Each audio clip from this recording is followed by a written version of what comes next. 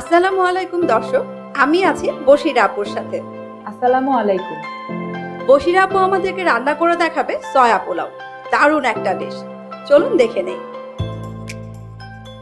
এখন আমরা চুলাটা জ্বালিয়ে আমি এখানে 1/4 কাপ তেল দিব, সয়াবিন তেল, সাথে 1/4 কাপ ঘি নিয়েছি, তবে এটা আমি পুরোটা দেব না, ঘিয়ের ফ্লেভারটা থাকবে না, তাহলে অর্ধেকটা ঘি দিয়ে দিব।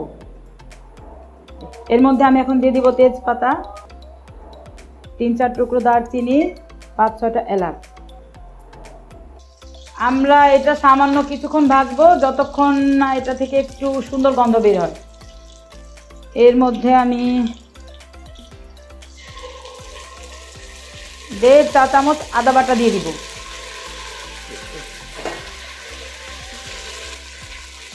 এবার এর মধ্যে আমি দিব 2 চা চামচ বাদাম বাটা। এটা দিয়ে খুব বেশি সময় ভাজতে হবে না, দুধ দিয়ে অল্প দুধ দিয়ে এটা কষে নিব।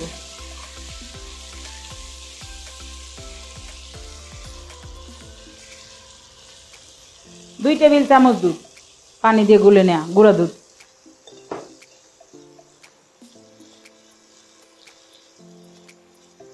এবার এর মধ্যে 4 কাপ পানি দিয়ে দিব। আমার চাল 2 কাপ ছিল। এবার এর মধ্যে দিয়ে দিব 1 চা চামচ লবণ। আচ্ছা, এবার আমরা এটাকে ঢেকে দিচ্ছি এবং বলক আসা পর্যন্ত অপেক্ষা করব। এবার আমরা 1 টেবিল চামচের মতো সয়াবিন তেল দিব অন্য একটা ফ্রাইং প্যানে। এটাতে আমরা সয়াবিনটা ভেজে নিব 2-3 মিনিটের জন্য। সয়াবিনটাকে গরম পানিতে 6-7 মিনিট ভিজিয়ে রেখেছিলাম। এরপর পানি ঝরিয়ে হাত দিয়ে চিপে পানিটা ঝরিয়ে লবণ মেখে রেখে দিয়েছি 5-6 মিনিট। এবার এটাকে আমরা তেলে ভেজে নিব। 2-3 মিনিট ভাজলে আমাদের সয়াবিনটা রেডি হয়ে যাবে। ভেজানোর আগে এটা ছিল 1 কাপ পরিমাণে, ভেজানোর পর এটা ফুলে ডাবল হয়ে গিয়েছে। আমাদের পানিতে বরফ চলে এসছে। এবার আমরা ঢাকনাটা তুলে এর মধ্যে আগে থেকে ধুয়ে পানি ঝরিয়ে রাখা পোলাওয়ের চালটা দিয়ে দিচ্ছি। এখানে 2 কাপ পরিমাণ চাল রয়েছে। এর মধ্যে 1 কাপ পরিমাণ মটরশুঁটি দিয়ে দিচ্ছি।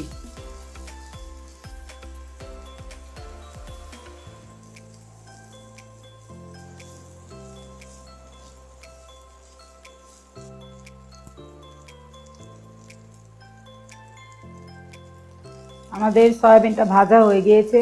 এবার চুলাটা বন্ধ করে দিব। এটাকে আমি সরাসরি পোলাওতে দিয়ে দিব। এর মধ্যে আমি 4-5টা কাঁচামরিচ একটু ফাটিয়ে দিয়ে দিব।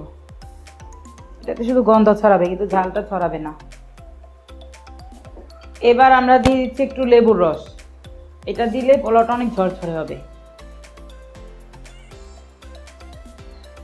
সাথে দিয়ে দিব 2 চা চামচ চিনি। এবার আমরা পোলাওটাকে একটু ঢেকে দিব।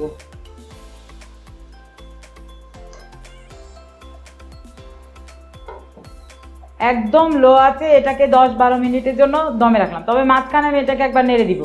আর যখন আমরা এটাকে নেড়ে দিব তখন আমি এখানে আধা কাপের কম, 1/4 কাপের মতো গাজর কুচি করে রাখা আছে, সেটা দিয়ে দিব। আসসালামু আলাইকুম, আমি Rumana Habib from YouTube channel easy recipe BD network. আপু কেমন আছেন?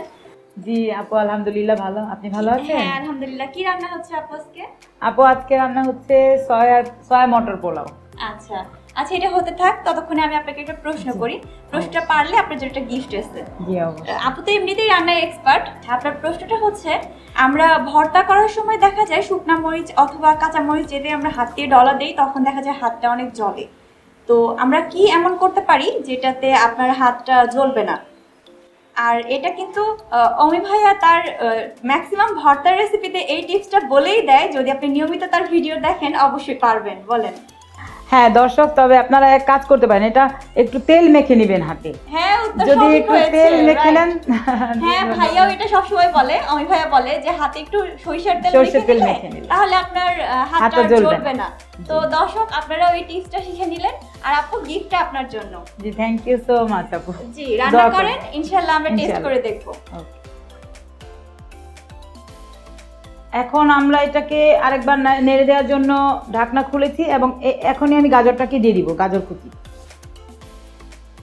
আমি সামান্য একটু ঘি দিয়ে দিলাম, এটা ফ্লেভারের জন্য, এটাতে ভালো ফ্লেভার আসবে।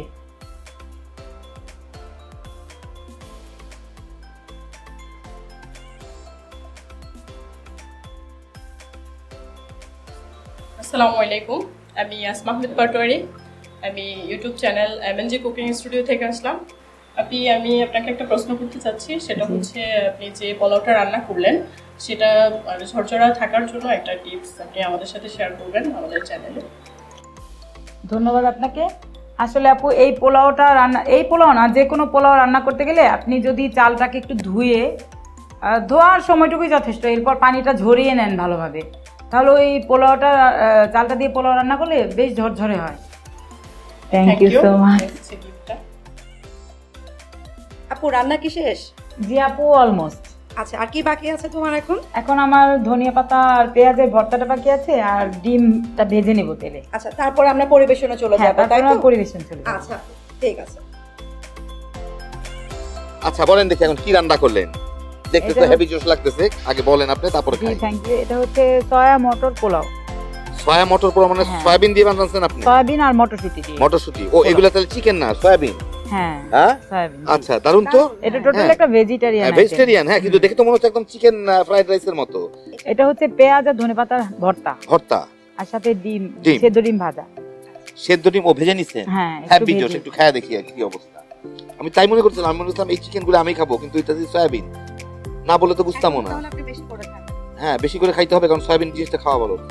সত্যি কথা কি, না বললে কেউ বুঝবেও না যেটা সয়াবিন। আরেকটু খাইছি, একদম চিকেনের মতো। হ্যাঁ, রান্নাটা চিকেনের মতো, বুঝাই না ভেজিটেবল। খুব মজা হয়েছে, কিন্তু এটা আসলে মজা হয়েছে। ভর্তাটা অনেক মজা, খেয়ে দেখো।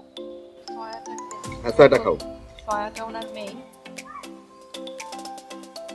আসলে সয়াটাকে মনে হচ্ছে না যে এটা সয়াবিন। হ্যাঁ, একদম চিকেন মনে হচ্ছে। হ্যাঁ, এবং ভিতরে সুন্দরভাবে মশলা রসুন কিন্তু সব ঢুকে গেছে। হ্যাঁ, পোলাওটা খেলাম, পোলাওটাও পারফেক্ট, একদম চালটাও সুন্দরভাবে সেদ্ধ হয়ে গেছে, নরম হয়নি। আর ভর্তাটাও দারুণ, পোলাওয়ের সাথে দারুণ যাচ্ছে ভর্তাটা। আসলেই ধনিয়া পাতার ভর্তা দেখো। হ্যাঁ, পোলাওর সাথে খাওয়া আজীবী একটা ব্যাপার, কিন্তু হেভি জোশ।